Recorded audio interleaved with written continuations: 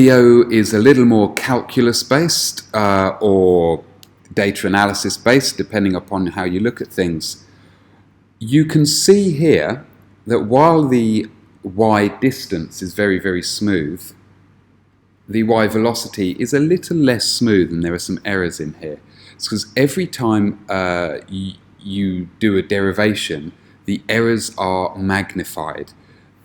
So usually when people do a data analysis, by the time you get to acceleration, the data is nonsense. But that is why you do not have acceleration here.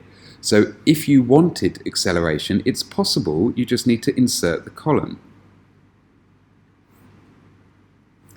If you have a look at my information here, all I have is time, x and y distance, x and y velocity.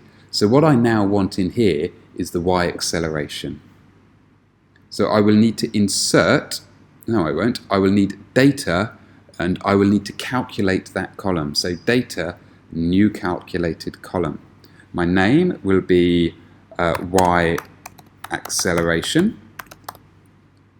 My short name can be y excel, why not? And I have some units here. I have it in meters per second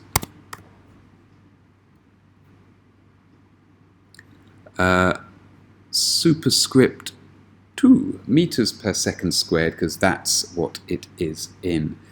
Effectively, velocity is a derivative of speed. Velocity is the rate, of distance. Velocity is the rate of change of distance. So acceleration is the rate of change of velocity. So that's what I need to do. I need a mathematical calculus function. It is a derivative. It is a rate of change of. So I need to inform it I need to have a derivative, and then I need to tell it what I am deriving. Presumably to get the velocity, it did the derivative of y, distance, and so to get the acceleration, I will need the derivative of y velocity. The parameters button, I don't know what it does, so I leave it. Done. And suddenly my y acceleration has appeared. So it's now an option in here. I can have a look at it, and as predicted, the noise within my acceleration is amplified. And so while I get a vague shape, it's really not as pretty as the rest. So when you are taking your data points, you need a very steady hand, and you need to do it very well indeed. And it is possible to get perfect data. This looks almost perfect. So I would actually go back, because I'm a bit of a perfectionist, and try and particularly get it right at the beginning.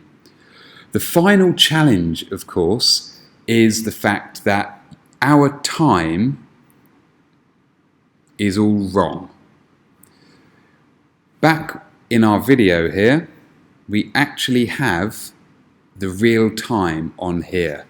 And so for those really looking to do some high-level analysis, I would look to replace this time